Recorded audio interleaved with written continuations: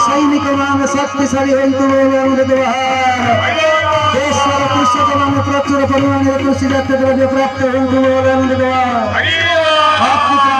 निधन को धन कर्म को कर्म विद्यार्थी विद्या प्राप्त अनुष्ठान उत्तर उन्नति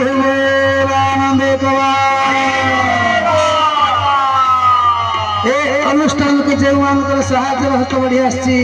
से मानकर दुख दुर्दशा दूर हो सुख संपत्ति प्राप्त हो बोलानंदे नमः पार्वती पतये हर हर महादेव। गोटे विशेष घोषणा आसंता काली केते संध्या 7टा समय स्वामी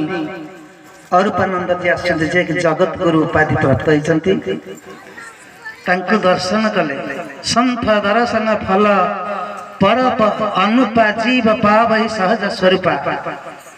जने संथ महात्मा को एवं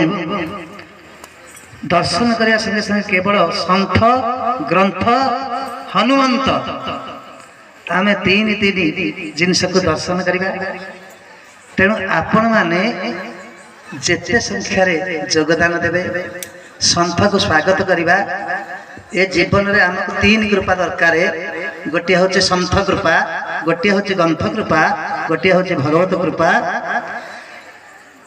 ये तीनोटी जाक कृपा जदि हमको मिल गला जीवन धन्य हो जीव